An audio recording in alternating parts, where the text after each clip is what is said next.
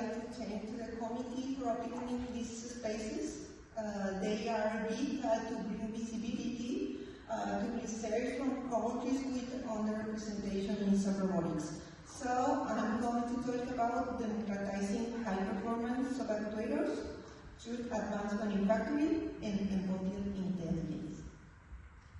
I come from Tecnológico de Monterrey, Mexico, and I'm representing the Hybrid Robotics Lab, the unique lab in Mexico in this kind.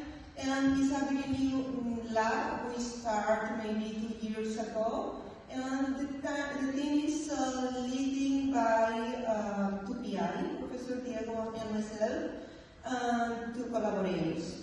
The strength of our lab is relying our students. We have 3 PhD candidates, Tonio, Joaquin and Carlos, and over 5 undergrad students. Well, my presentation is divided into some topics. First, I would like to talk about the research of our group and some issues about reproducibility and stiffness modulation, this safety direction. And also, I would like to tell you how we democratize this knowledge, this new technology in Mexico, in a local place. And finally, the outreach on the future work of our research. As you know, robotics is expanding rapidly. However, high impact results most of the times depends on the equipment, you know. I mean, expensive equipment, expensive materials. But not all countries have this kind of equipment. And this issue makes barriers in democratizing knowledge. My vision to break this impediment is to bring embodied intelligence to the actuators and also make more smarter the manufacturing.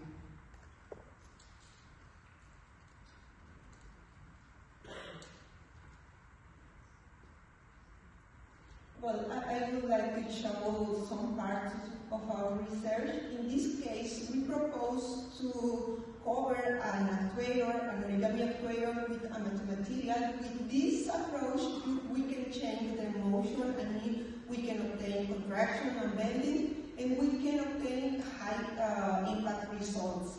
This is because we are using this high-tech technology, SLA printers, and we obtain very nice results. These results were presented just at the last RoboSoft.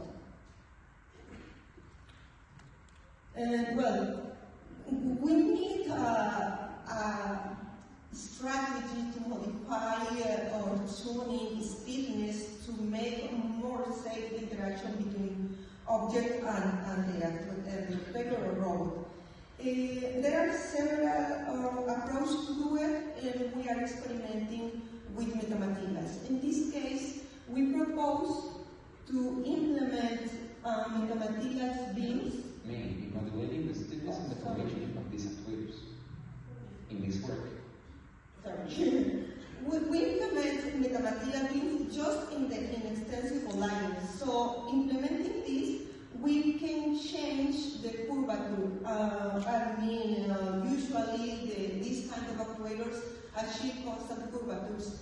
And using this kind of beams, metamaterial beams, we can change to non-curvature, constant curvatures. And additionally, this approach helps us to lift more load. As you know, this kind of actuators made of silicons has not high load capabilities. So we obtain load capabilities over than 800 grams. Well, now in this RoboSoft 2026, we are presenting and we are introducing a new way to build robots. This is important because for many countries in the world, there is not possible or it is not accessible to have high-end equipment. In this case, we are not using some materials, we are using very common materials like PLA and a piece of textile, you know? And this approach is inspired in the fashion industry, where they make some wearables with 3D printing fabrics. And the method consists in locating just a piece of textile and then just frame, no? Then we can obtain this 3D printed soap actuator using some pattern, no? In this case we use Yoshimura origami pattern, but you can use any origami or any kind of patterns to achieve motion. In this case we can obtain contraction and bending in several directions, and we also control this robot by tendon. In this case, we are seeking for open source platforms. Any university has a desktop printer. It is pretty easy to find the materials. So the idea is to make accessible for everybody. Well, in our lab, we work mainly with 3 methods to build robots. SLA, where we are sure that we can obtain high performance results. And this new method that is very nice to make continuous robots, these big robots like snake arm or crooked elephant, and the structures are very compliant because of the textile and the combination with the PLA. So in this case, we don't need a lot of modification in parameters as TPU, for example. No? If you have experience with TPU, you print something with TPU, and if you test in a hot place, it works perfectly. But if you test maybe in a cold place, it doesn't work. TPU is a thermodeformable material, it depends on the temperature. PLA is a more friendly material, so it is a guarantee to this can work anywhere. Additionally, reproducibility in robots using silicons is very complex. No? You have a lot of parts and then join them, and manufacturing errors maybe approach to different motion. No? For example, if you are doing only contraction, you can obtain a non-desired bending. And we are working on doing these robots by a monolithic way using sacrificial molds like wax core and PDA. So this is another way to democratize this kind of manufacturing because it's easy to find wax. But of course, it's not easy to work, you know? It depends on any parameters. So, depending on the application, we can use any of these methods to build any way of geometries. So, we have a real world impact with these applications. I lost my another slide, but I'm going to talk about it. We are working on safe interaction through granular jamming, transiting for soft and hard states to guarantee safe interaction in harvesting, and also inspection inside the plants. No? We are presenting today these 2 approaches in the competition, and this soft robot was presented yesterday on this aquarium. If you can touch it, there is a lot of flexibility. Now, there is a gap between research, between the lab work to the real world. No? It is not easy to understand robotics without feeling and touching. So maybe people in countries like mine, are not working in soft robotics because they don't know that it exists. No, because it's too difficult. It's because there is no accessibility to the knowledge.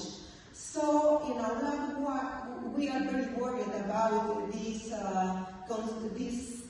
issue, no? And we have different strategies to democratize the knowledge. I'm going to talk about some of them. Well, through this low-code platform, we can show the people how to use it. For example, in Mexico there are many Pharisees. In this case, we participate constantly in the biggest science fair in Querétaro, and we bring these sub-robots to people who are not involved in research, you know. People, I'm talking about babies of 1 year to elderly people, maybe 80 years, you know. These people are not involved in robotics, of course. They are not involved in science. And for many people, the first approach to robotics is this sub-robotics, no? And people say, no way, this is not a robot, no? It's science fiction, as said before, no? It's pretty different than the real robots. So people are not involved and they are not curious about sub-robotics because they don't know.